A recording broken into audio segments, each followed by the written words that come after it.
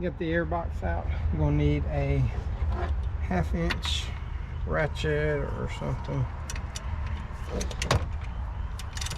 And this one's got a lot of tension on it.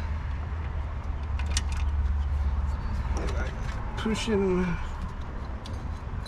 There. Yeah, this had a good bit of tension on it. So we know this tensioner is working pretty good.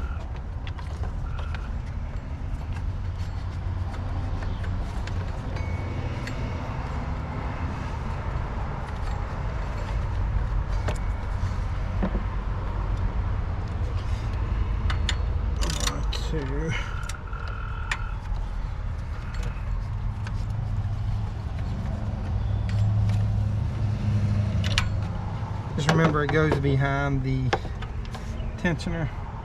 Like I said, the belt on this isn't horrible, but it does have some wear on it. And then I'll kind of show y'all real quick. There's your AC belt, and then the vacuum pump belt rides back here on this portion. And both of these are stretch belts. So the way you take them off is, which I'm going to do it this way, is I'm going to cut them because I'm replacing them anyway. It's just the easiest thing to do, and for the price of them, I mean, it's just, they're not like crazy expensive or anything. But the way you put them on now, you're going to have to stretch them on there, and I'll show y'all how we do that once we get to that part. But I'm just going to take me a knife and I'm going to cut it right here and then cut it right there. We got all the belts cut off of there, and we're ready to start pulling the vacuum pump. And the way we're going to do this is, you should have 4 bolts to hold it on, and then there's going to be a wiring harness that connects to it, to like little Christmas tree fittings, and I believe there's 2 or 3 of those that hold it on. And if I remember correctly, I think that ground wire right there on the top connects to it also. And I'll take you to my computer and kind of show you the way it is. I don't know what size they are, but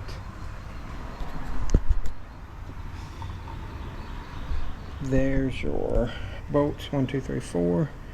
And it's calling for you to remove the steering shaft, like the intermediate shaft right in there. But if I remember correctly, I don't think you have to. We'll see. I'll start pulling out, and if I have to, we'll remove it. It's just been a while since I've changed one of these. But should be 2 wiring harnesses connectors. That's it right there. One on the top, one on the bottom, and then you got your 4 bolts. That ground wire, I don't think you have to take it off. I think that's connected to the bracket that holds part of the water pump on. So yeah, that was my fault. You don't have to remove that, but your bolts, you just have to remove those. So as y'all saw from last time, it's kind of wet now, and it is lightning over there pretty good, which is great. But we did get it out, and here is the old one. I did get it out without moving the intermediate shaft. You do have to pull the cam sensor wire down there, and then you can fold it around the wiring harness. But the new one comes with new bolts, as y'all can see, and the long bolts, there's 2 long ones on the front, 2 short ones on the back.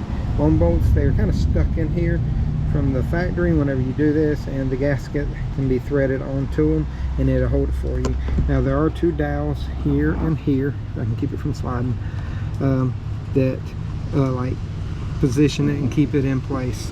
And it's just not a lot of room. I did get the front 2 bolts from up top, and then I had to get the bottom 2 bolts on the bottom.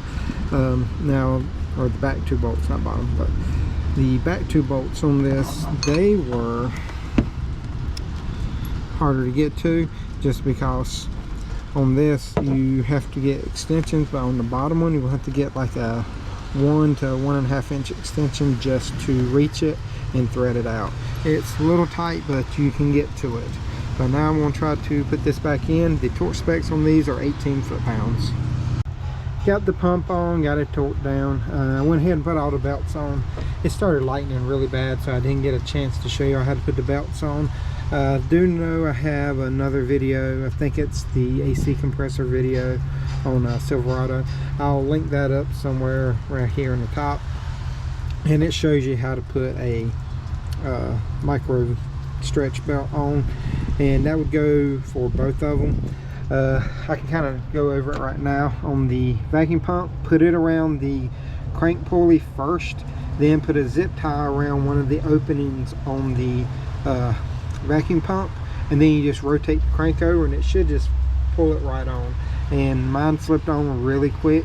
I had a little bit more trouble with the AC belt, and the way you want to do that is you put it over the AC compressor first, then you put a zip tie around it right about here, and then you just rotate the crankshaft and it should pull it on.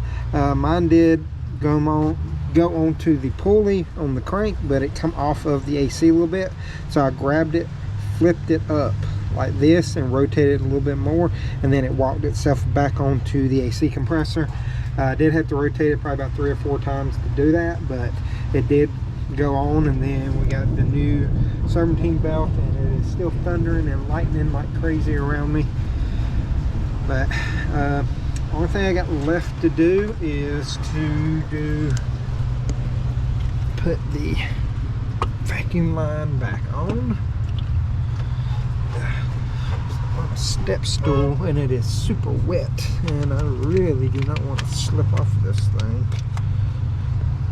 So, I know y'all probably can't see down in here very well, but it just slips on, and then you lock it down and just pull on it a couple times just to be safe that it is locked in. And then we're going to put the refitting back right there. The next thing we got to do is just put the air breather back on. Then we'll do a manual bleed and then an automatic bleed, and after we do that we should be good to go.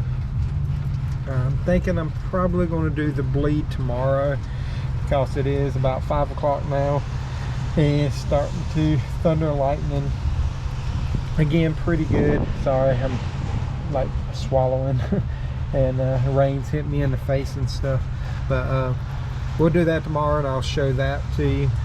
But I just wanted to go ahead and get the pump on and all that, but we got the biggest part of everything done. Vacuum pump to me is the hardest part of this, just because it is so hard to get to those back 2 bolts. The front 2 really aren't that bad, and like I said, you do not have to take the shaft out. It does say so in the work instructions, but you do not have to do that. It did slip around the wiring harness fairly easy, and even lining it back up was not that hard because the dowel pins really helped out.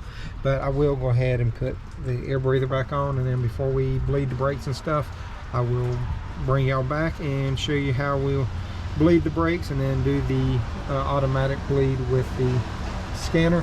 Oh, do not forget this right here. To slide it back in if I can get it over there, and there we go. So that's on. So I will put this back on, and then I'll see y'all tomorrow, or it'll be just a few seconds for you, but it'll be tomorrow for me. Alright, I'm in the car now, and when I looked on source data, it says you can do the brake bleed manually or you can do it automatically. I went ahead and did it manually, and the way you're going to do it is get somebody to help you get in the car, and they're going to press the brake and hold it. You know, they'll probably press it 5-6 times, hold it just until it gets hard, then you'll open each bleeder screw and let the air come out. But you're going to start on the right rear, then go to left rear, right front, then left front. That's how you do it on that. But one thing we do have to do is, I got my scanner hooked up right here, and we do have to do a brake pressure calibration procedure relearn. So go to control unit, there goes, it's like EMS. But anyway, go to brake control module, come on, And by the way, I'm using an Autel Ultra on here. Love this scanner. Go to special functions, brake pressure sensor calibration. It's going to tell you what to do. So it says stay off brake pedal, hit continue, continue to start, press continue to start the process, hit continue, and you're going to wait about 4 or 5 seconds. It's going to do its thing, and there we go. Procedure is complete.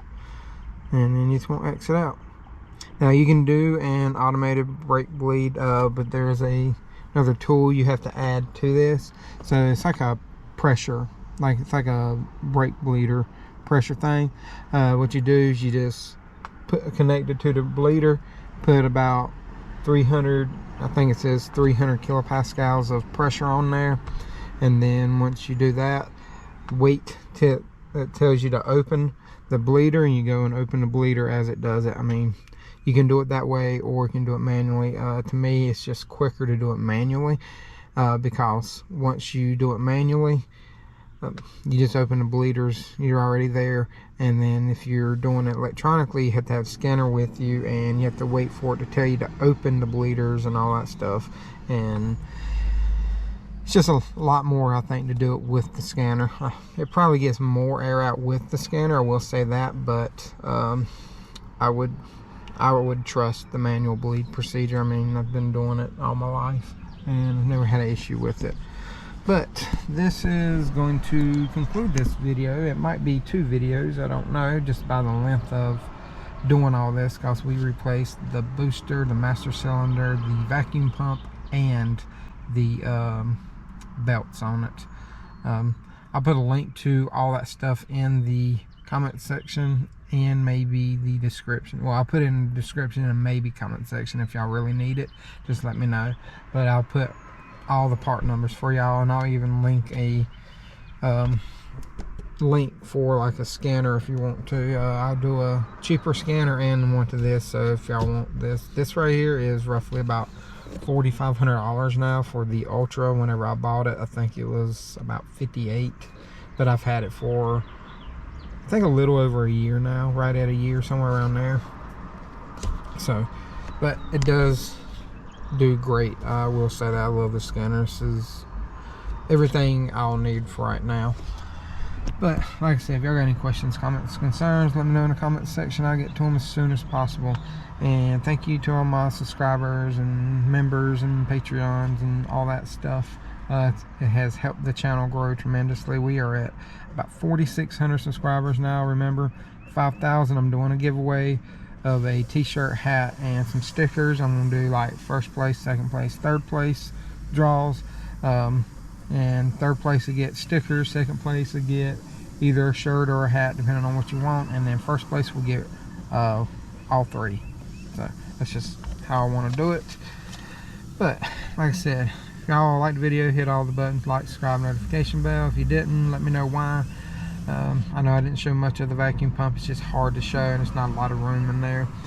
But I'm sorry about that. I didn't show the brake bleeding procedure, but it's pretty much like any other brake bleed.